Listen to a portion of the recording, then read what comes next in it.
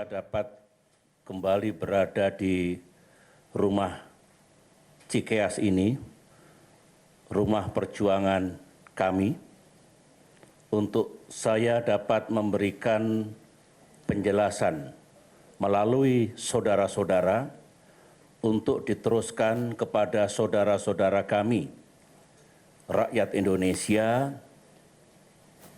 berkaitan dengan perkembangan situasi politik terkini.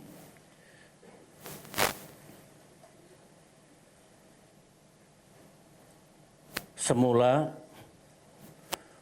penjelasan ini akan saya sampaikan kemarin di Wisma Proklamasi 41, kantor Dewan Pimpinan Pusat Partai Demokrat, tetapi saya pikir lebih tepat dan lebih baik kalau pernyataan pers ini saya sampaikan di Cikeas ini. Sebab di Wisma Proklamasi 41 sekarang tengah digunakan antara lain untuk kantor tim pemenangan Agus Silvi. Sedangkan forum ini bukan forum tim pemenangan Agus Silvi. Tim pemenangan Agus Silvi itu terdiri dari sekian belas partai politik, baik yang memiliki kursi di DPR maupun yang tidak, dan juga sejumlah komponen non-partai politik, termasuk unsur-unsur relawan dan simpatisan. Saya sengaja memisahkan forum ini dengan forum tim pemenangan itu agar kami tetap fokus dan tidak perlu dipandang sebagai pencampur adukan antara sikap, pandangan, dan rekomendasi Partai Demokrat dengan apa yang sedang dilakukan oleh tim sukses Agus Silvi, sebagaimana tim sukses yang lain. Oleh karena itu, rekan-rekan wartawan, kapasitas saya dalam menyampaikan penjelasan ini lebih sebagai pimpinan Partai Demokrat. Oleh karena itulah yang mendampingi saya ini adalah unsur pimpinan dari Partai Demokrat. Topik utamanya jelas adalah situasi politik terkini, utamanya berkaitan dengan yang saudara-saudara liput dan beritakan hampir setiap hari, hampir setiap jam, bahkan hampir setiap menit, yaitu seputar rencana gerakan unjuk rasa yang akan dilaksanakan di Jakarta pada tanggal 4 November 2016 mendatang. Saya akan mulai dari bagaimana kita melihat situasi politik terkini. Ya, minggu ini politik di negeri kita menghangat, bukan hanya di Jakarta, tetapi juga di seluruh tanah air. Kita saksikan hari-hari terakhir ini banyak pertemuan politik. Misalnya Presiden kita Pak Jokowi bertemu dengan Pak Prabowo Subianto. Kemarin saya bertemu dengan Wakil Presiden Yusuf Kala dan Menko Polhukam Wiranto yang para wartawan juga sudah mengetahuinya. Dan banyak lagi saya pantau pertemuan-pertemuan politik termasuk statement yang dikeluarkan oleh para tokoh-tokoh politik itu. Saya memandang semuanya itu baik. Saya yakini niatnya baik. Dan jangan kalau ada pertemuan politik yang dilakukan oleh mereka-mereka yang berada di luar kekuasaan lantas dicurigai. Intelligence harus akurat, jangan berkembang menjadi intelligence yang ngawur dan main tuduh. Saya kira bukan intelligence seperti itu yang harus hadir di negeri tercinta ini. Karena amanah reformasi kita jelas, kita ingin mereformasi tatanan, budaya, dan cara-cara yang dulu terjadi di era otoritarian yang tidak tepat, kita ubah menjadi tatanan dan cara-cara yang tepat dengan iklim dan suasana negara demokrasi. Sekaligus saya mengingatkan, era sekarang ini adalah era demokrasi, bukan era otoritarian.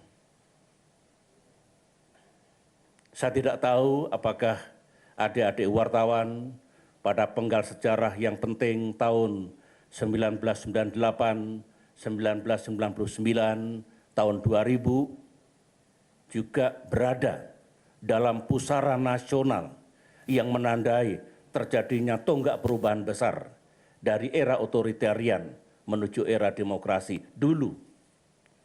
Kalau ada yang tidak mengalami atau terlibat langsung, baik untuk mengetahui sejarah kita sendiri. Jangan sampai kita tahu sejarah negara lain, Amerika Serikat, Tiongkok, Timur Tengah, dan lain-lain, tapi kita tidak mengetahui sejarah di negeri kita sendiri.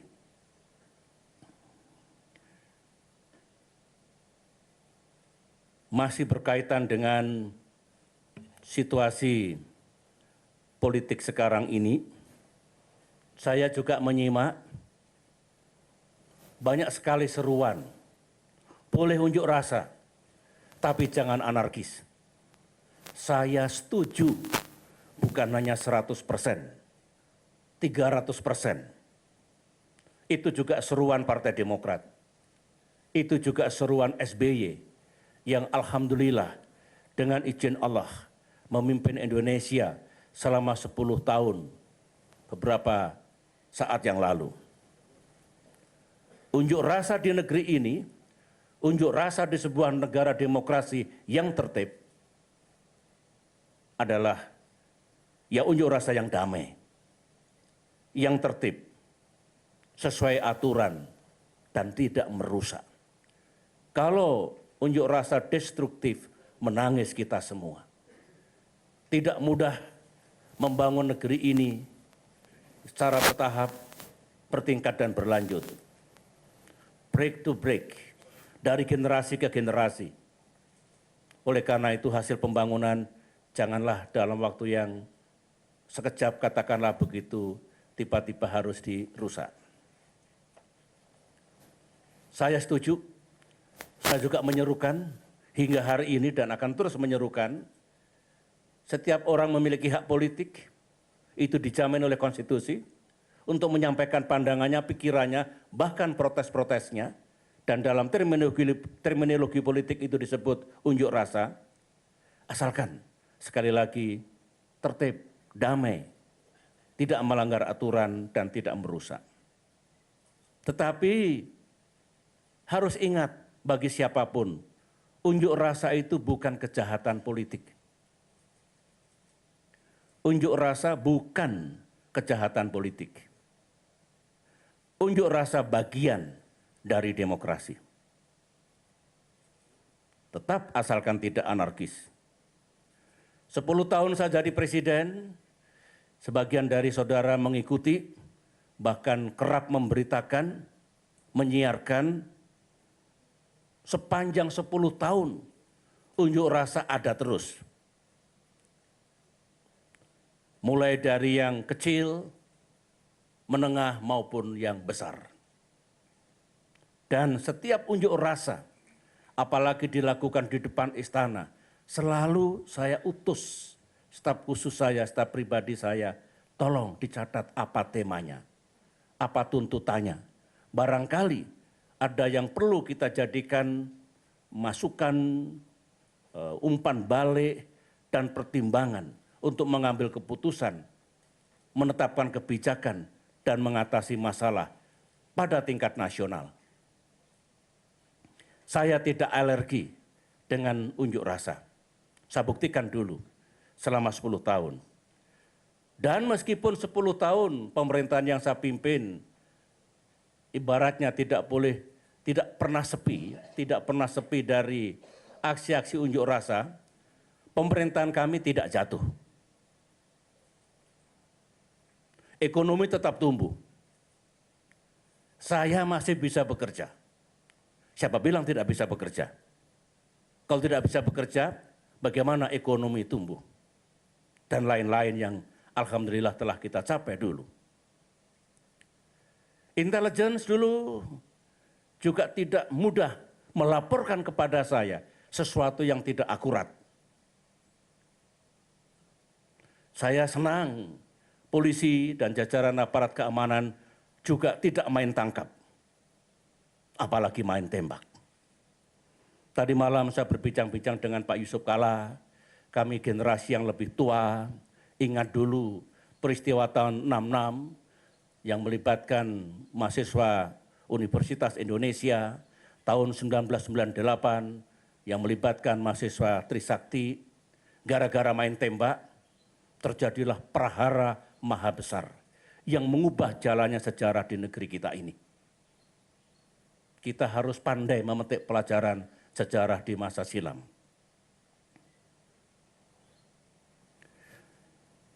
Dulu saya juga tidak pernah dengan mudah menuduh, mencurigai, menuduh. Ada orang-orang besar mendanai aksi-aksi unjuk rasa. Ada orang-orang besar menggerakkan unjuk rasa. Kalau dikaitkan dengan situasi sekarang, kalau ada informasi atau analisis intelijen seperti itu, ya, saya kira berbahaya. Menuduh seseorang, menuduh sebuah kalangan, menuduh sebuah partai politik melakukan seperti itu, pertama itu fitnah. Fitnah lebih kejam dibandingkan pembunuhan. I tell you. Yang kedua, menghina. Rakyat bukan kelompok bayaran. Urusan hati nurani tidak ada yang bisa mempengaruhi. Uang tidak ada gunanya. Apalagi kalau urusan akidah. Banyak di dunia ini mereka yang rela mengorbankan jiwanya demi akidah. Menfitnah orang yang dilaporkan itu, partai politik atau pihak-pihak yang dilaporkan itu atas nama analisis intelligence, sekaligus menghina.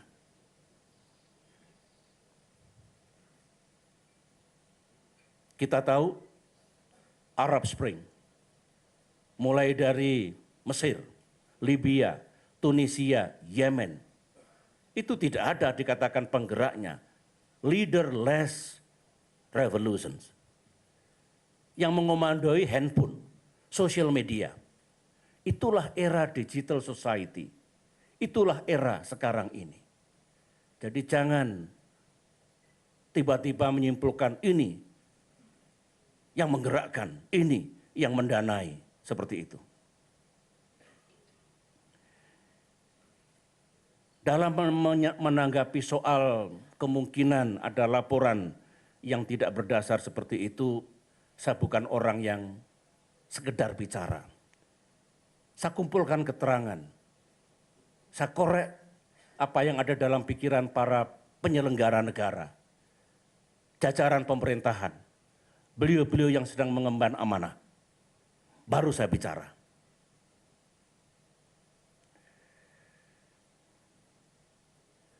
Sekali lagi, karena saya mengetahui, saya mendengar, dan setelah saya cross-check, saya konfirmasikan benar adanya. Mudah-mudahan yang saya dengar itu tidak benar. Tidak seperti itu. Kalau memang ada analisis intelligence termasuk sumber-sumber dari kepolisian, bahwa ada pihak ini yang mendanai, pihak ini yang menggerakkan, partai politik ini yang punya kepentingan untuk menggerakkan unjuk rasa besar itu.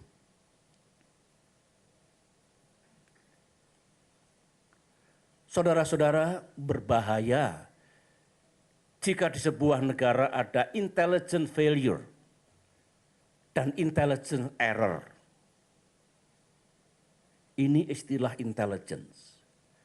Intelligence failure misalnya, laporannya itu berlebihan atau kurang. Aman saja Pak, tenang-tenang saja, sudah tidur-tidur saja, ini enggak ada apa-apa. Ini paling-paling unjuk rasanya 500 orang, tiba-tiba 50.000. Terjadi sesuatu, semua tidak siap. There is intelligence failure. Kalau intelligence error, analisisnya bengkok. Datanya tidak ada, faktanya tidak ada, dikait-kaitkan. Ambil sumber sosial media, termasuk buzzer, dianalisis, pasti ini yang menggerakkan, pasti ini yang mendanai. Itu intelligence error. So, it is very, very dangerous. Kehidupan bernegara dipenuhi dengan info, laporan-laporan, bisikan-bisikan, ataupun yang mengatakan dirinya sebagai intelligence report.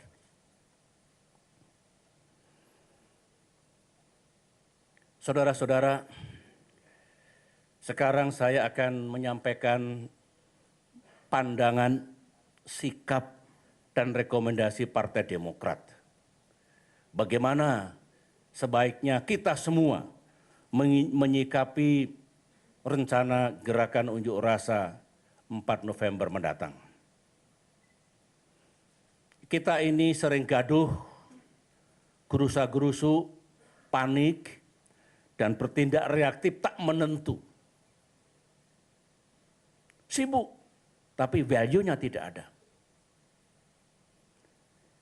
Kita sering tidak tidur untuk melakukan banyak hal, untuk atasi masalah. Ternyata masalah tidak bisa diatasi. Oleh karena itu, kami berpendapat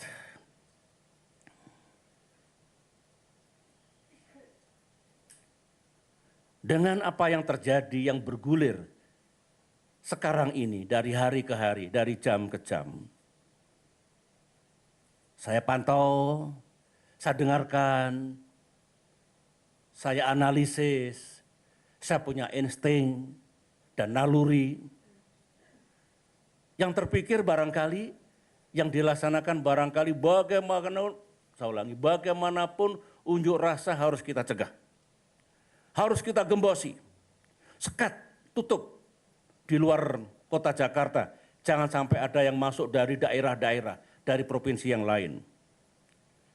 Langkah-langkah itu boleh dikatakan tidak salah.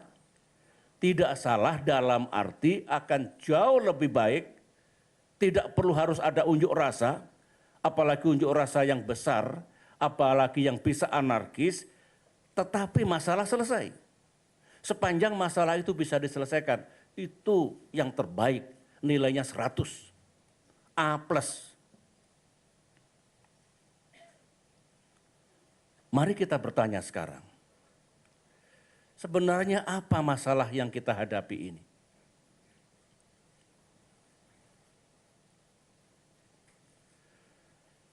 Apa masalahnya saudara-saudara, dan kenapa di seluruh tanah air, bukan hanya di Jakarta, saya kira semua memantau, di Sumatera, di bagian Jawa yang lain, di luar Jawa yang lain, ya, rakyat melakukan protes dan unjuk rasa. Tidak mungkin tidak ada sebabnya. Mari kita lihat dari sebab akibat. Pasti adalah yang diprotes, yang dituntut. Tidak mungkin tidak ada. Ribuan rakyat berkumpul hanya untuk happy-happy, untuk jalan-jalan. Sudah lama nggak lihat Jakarta misalnya begitu. Barangkali karena merasa yang diprotes itu dan tuntutannya itu tidak didengar. Nah, kalau sama sekali tidak didengar, diabaikan, sampai lebaran kuda masih akan ada unjuk rasa itu. Ini pengalaman saya. 10 tahun memimpin dan banyak juga unjuk rasa. 5 tahun jadi menteri, Menko Polhukam juga saya dulu, banyak unjuk rasa. Mari kita bikin mudah urusan ini, jangan dipersulit.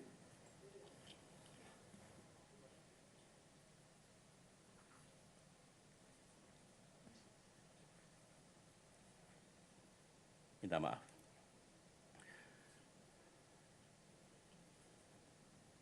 Sekali lagi, mari kita bikin mudah.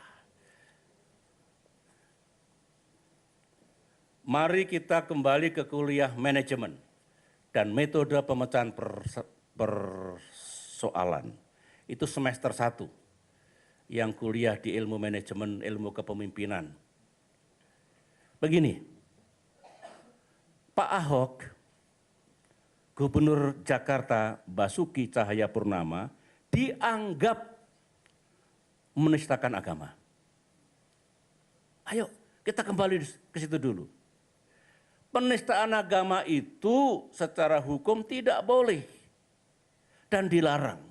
Kembali ke sistem hukum kita, kembali ke KUHP kita.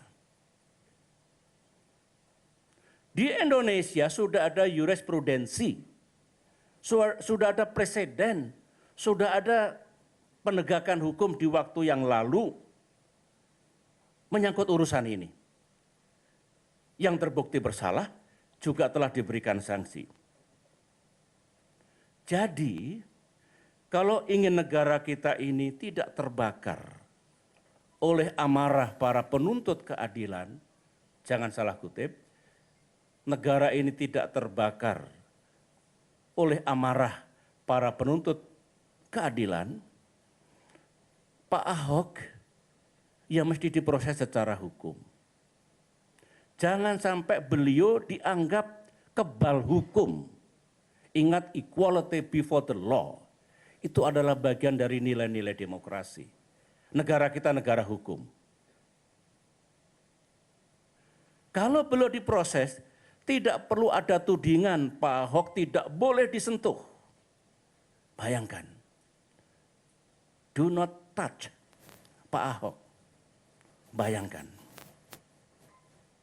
Nah, setelah Pak Ahok diproses secara hukum, semua pihak menghormati. Ibaratnya jangan gaduh. Cegah tekanan dari manapun.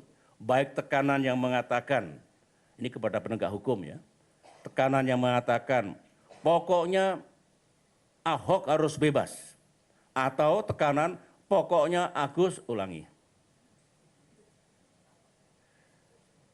Pokoknya Gubernur Ahok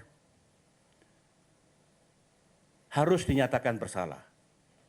Tidak boleh, serahkan kepada penegak hukum. Apakah Pak Ahok tidak bersalah nantinya, bebas? Atau Pak Ahok dinyatakan bersalah? Jangan ditekan, biarkan para penegak hukum kita bekerja. Begitu aturan mainnya, begitu etikanya. Nah, boleh rakyat mengikuti dan mengawasi proses penegakan hukum. Begitu. Berarti bola sekarang ada di penegak hukum. Bukan di jalan-jalan raya. Bukan di tangan Pak Jokowi. Bukan di tangan para pemimpin organisasi massa Islam. Bukan di Partai Demokrat, partai manapun. Bola sekarang ada di penegak hukum. Jutaan mata rakyat Indonesia memandang, mengikuti melalui media tradisional maupun melalui media sosial. Bahkan percakapan di lingkungan Polri, di lingkungan kejaksaan, di lingkungan pengadilan atau penegak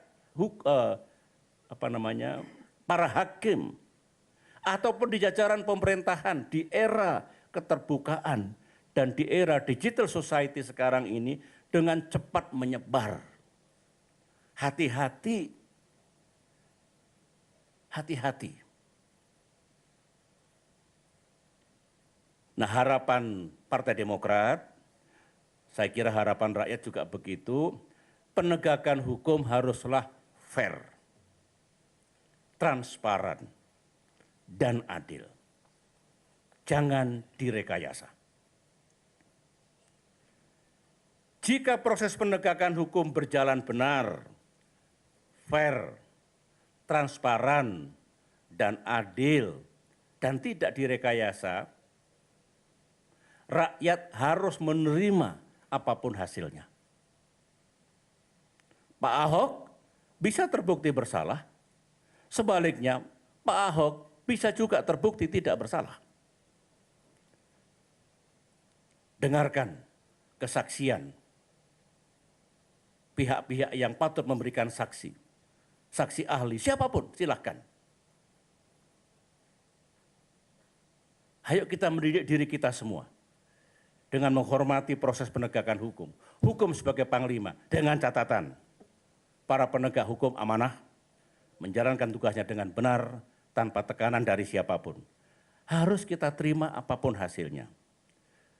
Setelah ada putusan pengadilan, mungkin ada yang puas, bukan mungkin, saya kira pasti ya. Ada yang puas, ada yang tidak puas. Nah, kalau tidak puas, ada aturan mainnya. Bisa naik banding. Pihak yang berhak untuk naik banding. Sampai ke kasasi, sampai ke PK. Ada aturannya, terbuka. Begitu. Itulah justice system yang harus dihormati dan dijalankan. Lantas ada yang pertama, ada yang bertanya, harus minum ya, kalau ada salah-salah kata berarti kurang minum ini.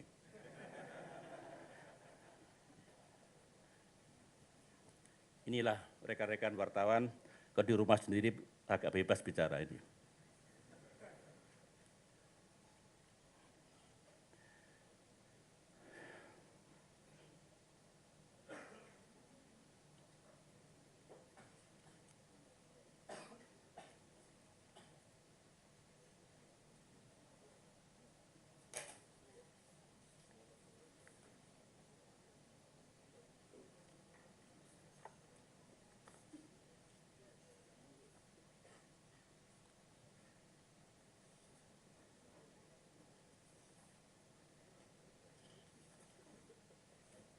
Baik, saya lanjutkan dulu.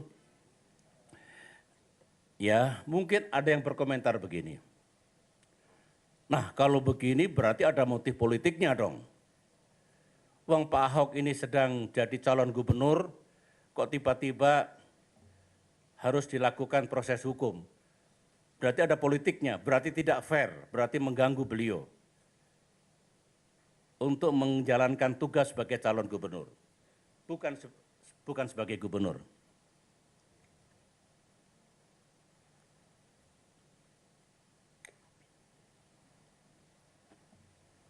Bahkan barangkali lebih jauh, ya kalau begitu pasti ada pihak yang menginginkan Pak Ahok tidak terpilih lagi jadi gubernur. Ini saya dengar ini luar biasa nih. Mari kita lihat. Negara ini negara kita sendiri, bangsa ini bangsa sendiri, Jakarta ini Jakarta milik kita semua yang di Jakarta. Mari kita lihat dengan pikiran jernih.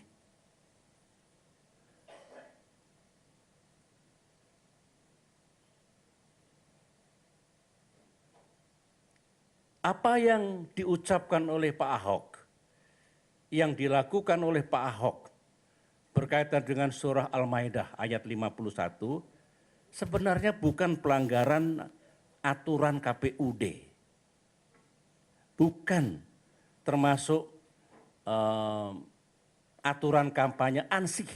Kalau ditarik-tarik, ya ada juga kaitannya. Tapi sebetulnya bukan di situ letaknya. Tetapi ini berkaitan dengan pidana.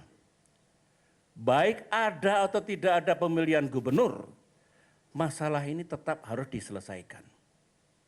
Begitu. Tolong dipisahkan.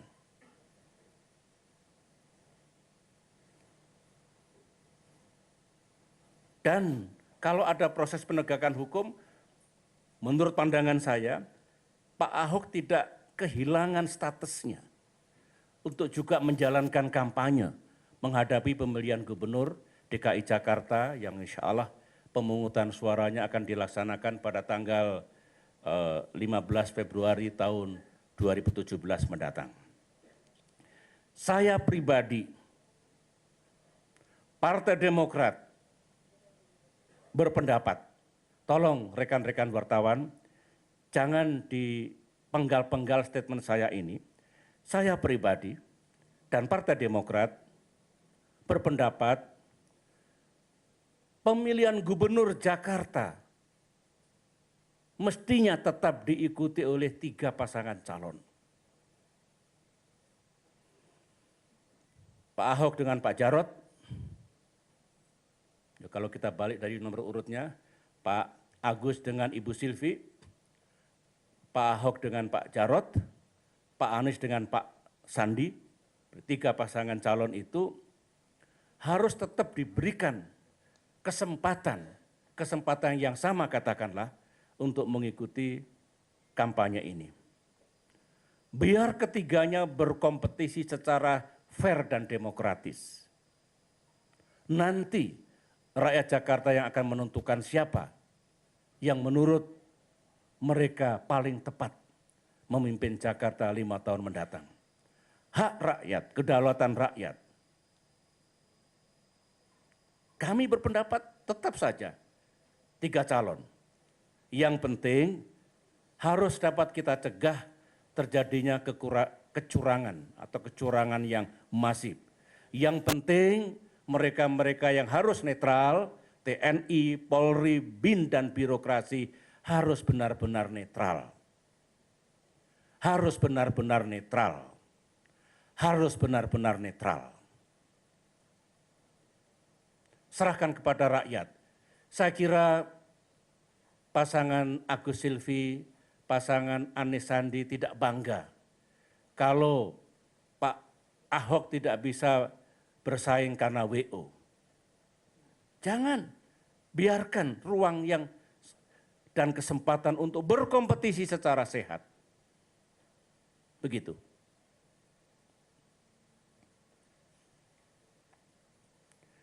Saudara-saudara, itulah pandangan dan usulan sederhana dan tulus dari Partai Demokrat.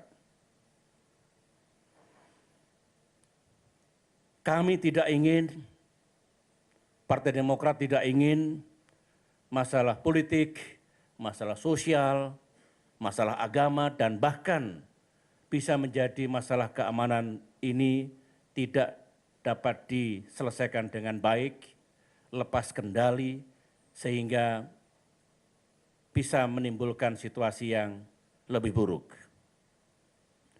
Kita ingin negara dan pemerintahan terus bekerja dengan baik. Kita ingin Pak Jokowi terus melaksanakan tugasnya dengan baik untuk kita semua.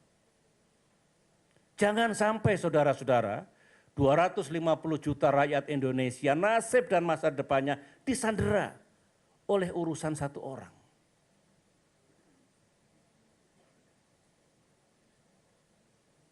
Saya kira tidak benar kehidupan bernegara ini.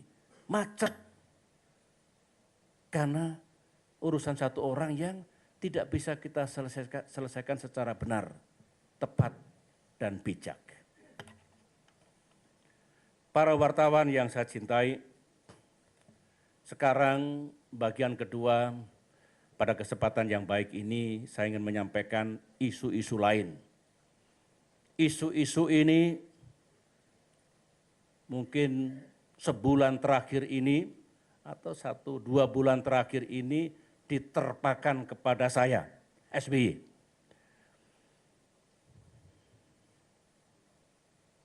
Pertama, tentang TPF Munir. Masih ada yang mengejar, mencari-cari, dan terus menimpakan kesalahan kepada SBY pribadi. Bahkan katanya SBY harus diperiksa oleh Jaksa Agung. Saya membaca statement Menko Polhukam Pak Wiranto, ditulis besar-besar di media massa, tidak ada instruksi Presiden untuk mengusut SBY dalam kaitan TPF Munir. 2 hari setelah itu saya menerima pesan dari jajaran Jaksa Agung bahwa pihaknya ingin bertemu dengan saya.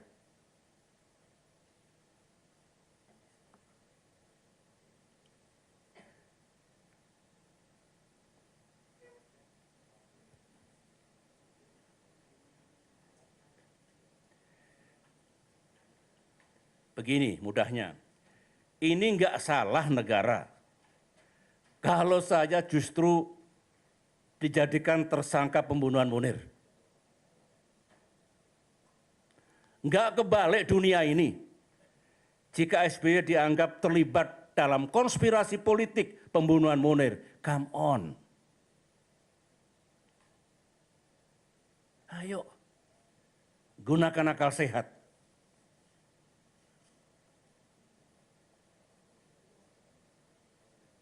Semua punya akal sehat, rakyat punya akal sehat. Penegakan hukum menyangkut kasus meninggalnya almarhum Munir, aktivis HAM Indonesia, di era pemerintahan yang saya pimpin, utamanya yang dilaksanakan oleh para penegak hukum, sudah saya jelaskan terang benderang. Bapak Presiden Jokowi juga telah mengetahui rekomendasi TPF Munir, meskipun kopi pertamanya masih dicari disimpan di mana, tetapi kopi dengan isi yang sama juga sudah didapatkan dan kita serahkan kepada Mensesnek untuk dilaporkan kepada Presiden Jokowi apa rekomendasinya dan apa pula sesungguhnya yang sudah dilaksanakan oleh pemerintahan yang saya pimpin dulu. Bola ada di tangan pemerintahan Pak Jokowi. Sekarang ini, bola ada di tangan para penegak hukum yang sedang mengemban amanah sekarang ini. Kalau menganggap yang dilaksanakan oleh para penegak hukum di era saya dulu belum rampung, harus diteruskan, dilanjutkan, sepenuhnya hak beliau. Jangan digeser masalahnya. Kopinya mana, kopinya mana. Sudah dilegalisasi oleh mantan ketua TPF, Pak Marsudi Hanafi, dicocokkan juga dengan anggota TPF yang lain, ya itu isinya.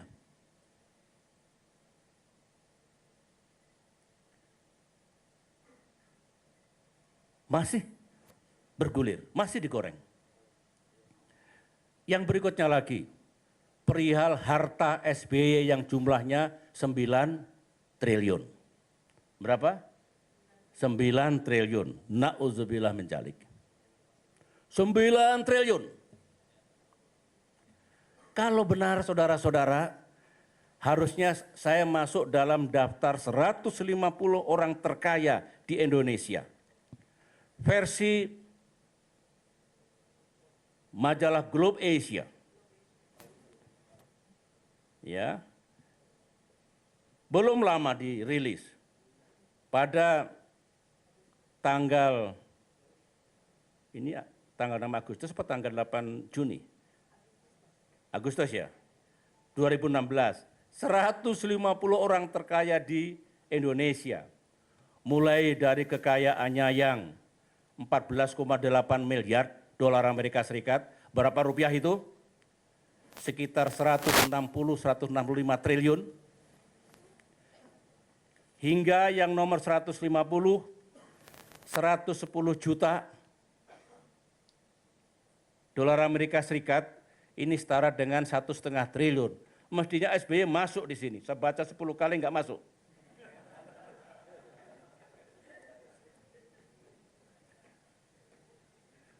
Ada yang ketawa, ada yang tidak ketawa. Katanya, berita 9 triliun ini pertama-tama disampaikan, disiarkan oleh sebuah televisi.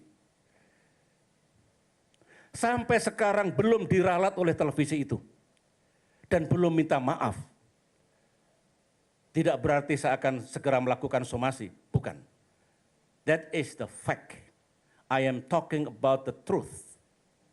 Ada televisi, entah sengaja, entah diplesetkan, kekayaan SBY 9 triliun. Bahkan sekarang diviralkan, disebarluaskan. Tiap hari orang, Pak SBY, Bapak dihantam terus ini apa-apa. 9 triliun Pak gitu. Hingga sekarang, terus disebarkan. Nah terhadap ini, fitnah yang keji ini, kalau saya punya kekuasaan sekarang ini, era sekarang ini barangkali yang memberitakan berita bohong itu sudah terbirit-birit. Yang menyebarkan fitnah itu sudah ketakutan. Barangkali dalam waktu 3 hari sudah ketemu.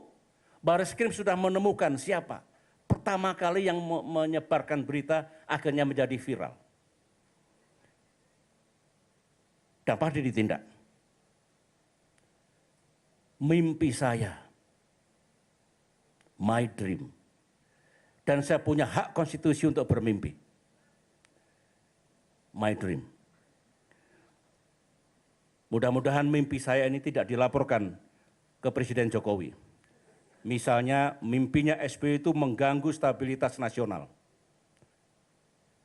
Mimpi saya, siapapun, rakyat kebanyakan termasuk saya, jika difitnah oleh televisi, dan pelaku sosial media melanggar hukum dan etika, itu juga mendapatkan perlakuan yang sama, perhatian yang sama. Teduh, justice for all, tidak tebang pilih.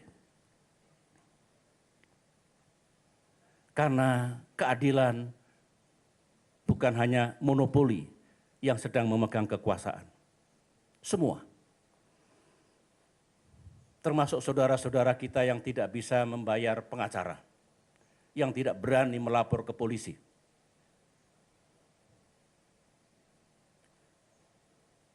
Dari harta 9 triliun, masuk lagi sekarang rumah yang diberikan oleh negara kepada SBY.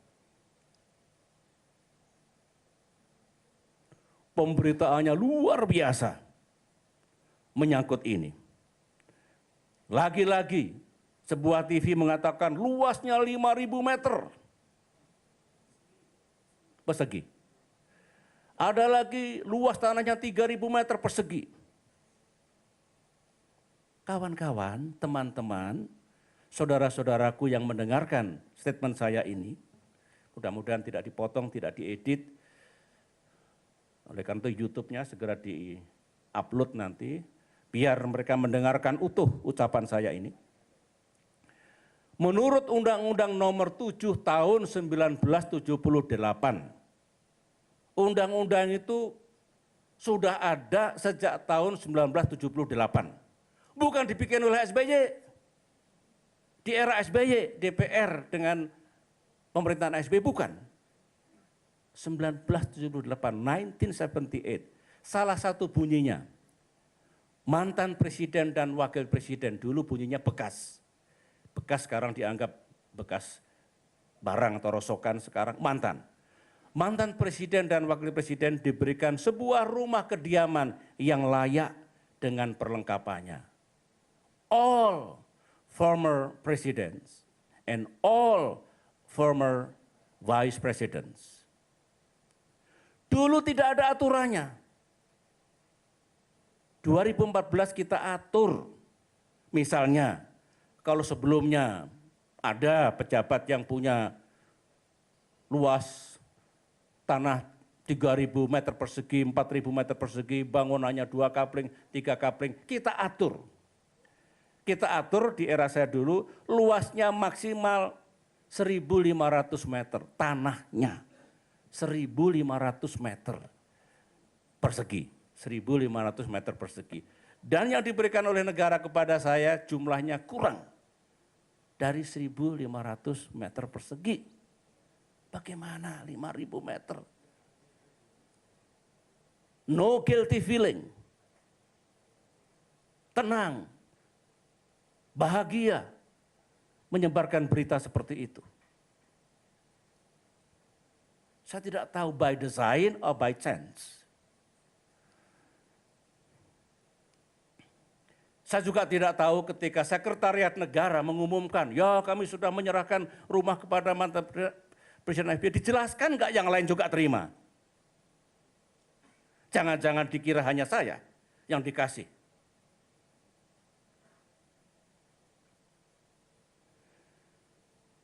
Teman-teman, saya hari ini bicara belak-belakan.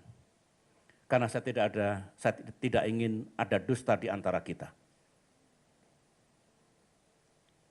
Negeri ini negeri kita semua. Kita ingin makin ke depan makin baik. Kita ingin pemerintahan Pak Jokowi juga sukses. Untuk kita semua. Tapi janganlah melakukan langkah-langkah yang tidak adil. Yang mencederai harkat martabat dan harga diri orang seorang. Janganlah mengorbankan orang-orang untuk mencapai kekuasaan dan tujuan politik. Sebagai penutup, itulah pandangan dan saran kami Partai Demokrat kepada pemerintah dan penegak hukum, serta himbauan kepada masyarakat luas yang barangkali akan menggunakan haknya untuk melakukan unjuk rasa pada tanggal 4 November. Damailah, tertiblah, jangan langgar aturanlah, dan kemudian juga jangan merusak. Itu pula penjelasan saya tentang isu-isu yang berkaitan dengan saya, dengan SBY. Mulai TPF Munir, harta 9 triliun, dan rumah pemberian negara. Ya teman-teman, ini kami semua yang di kiri kanan ini merasakan. Sejak Agus Harimurti Yudhoyono mencalonkan diri sebagai Gubernur Jakarta, angin menerpa saya dan keluarga dengan sangat kencangnya. Saya bermohon dan meminta pertolongan Allah Subhanahu wa Ta'ala. Semoga Agus Harimurti Yudhoyono yang menggunakan hak konstitusionalnya untuk ikut berkompetisi dalam pemilihan Gubernur Jakarta tidak dianggap sebagai ancaman terhadap keamanan nasional. Saya juga mohon doa restu rakyat agar saya kuat menghadapi badai politik ini. Terima kasih rekan-rekan, saya tidak membuka Q&A supaya tidak bias dan saya kira cukup jelas apa yang saya sampaikan pada kesempatan hari ini.